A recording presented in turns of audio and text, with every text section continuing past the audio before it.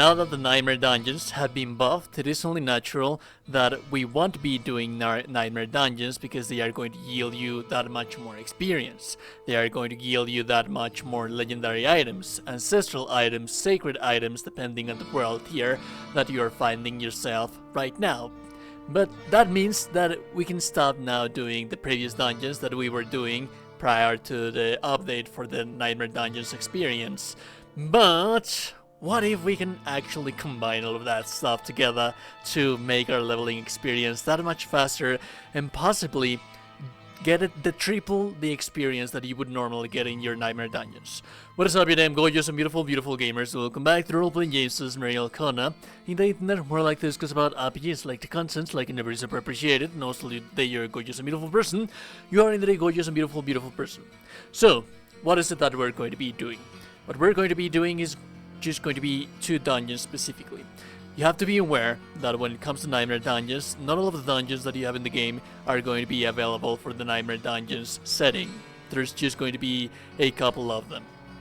That said, there's 2 of them that we want to be running because they are going to yield you more experience based on different factors when it comes to kill time and also the mob density that you will find inside them. And one of them is actually one of the dungeons that we were doing outside from the Nightmare Dungeon regular runs that we were doing previous to the patch, which is the Blind Burrows. It's going to be the Blind Burrows and the Ghoul Rank now. And I'm going to give you some tips and reasons as to why you want to be running these dungeons instead of the rest of the dungeons that you have out there, regardless of the affixes, regardless of the buffs and debuffs that you are going to be getting in these dungeons. Plainly speaking about experience, these are just the best places that you can go. First and foremost, they are very short.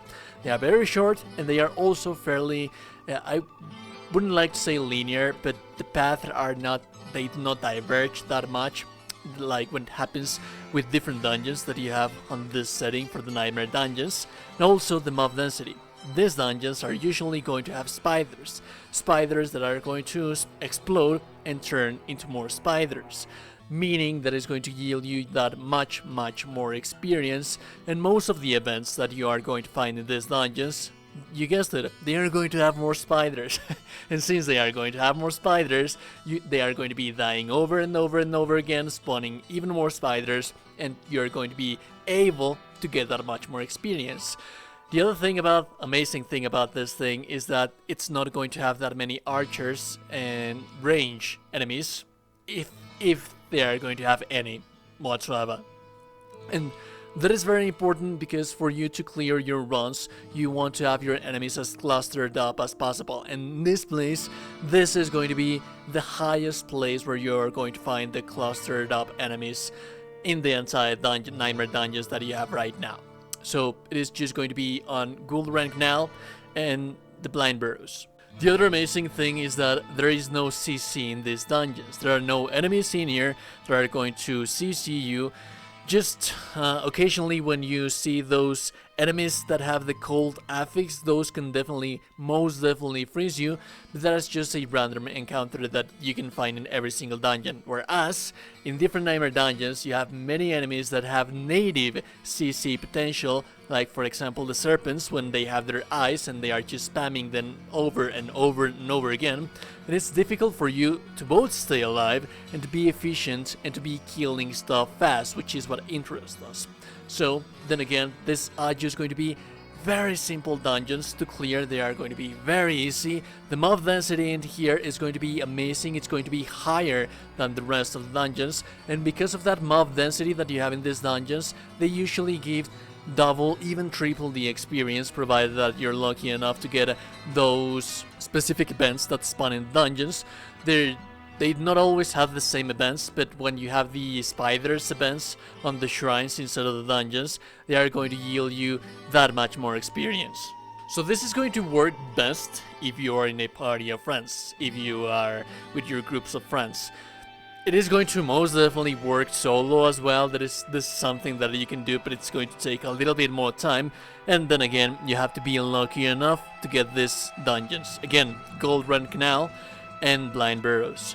If you're in a group of friends, be sure to be picking up all of those sigils that you find inside of the dungeons. Sometimes those sigils will be the dungeons that we're looking for. So if, for example, a member of your group has that specific dungeon, it is just going to be higher the chance for you to get these dungeons if they are farming them in a group of people. Whereas, if you're playing by yourself, you're going to have to be salvaging quite a lot more often to get the specific dungeons that you do not have. Make sure that at the very least, when you salvage your sigils to get those nightmare dungeons, make sure that you have at least one spare dungeon for you to be able to get more sigils and for you not to be left out without the nightmare dungeons. But then again, even if you're playing in a group of friends, in a group of people, the very same thing is going to be applied in here. Everyone is going to look in their inventory to see if they have the gold rank now or the blind burrows, and if no one has it, everyone should be going to salvage one by one to make sure that at least someone finds it. By doing this method, by running these dungeons, I was able to swap between level 90 to level 93, as you can see right now, in just a couple of hours in the very same day. Yes, it was a little bit grindy, but it is something that it wasn't that you wouldn't be able to accomplish this feat that much on the previous patches or the previous methods that we have. So basically this is just an upstart on the experience that you are going to get for your leveling. Anyways, if you like the content, I'd like an super appreciate it. And also today, you're gorgeous and beautiful person. You are indeed a gorgeous and beautiful, beautiful person. I will be seeing you go them gorgeous and beautiful people in the next one. Have a beautiful day, and goodbye.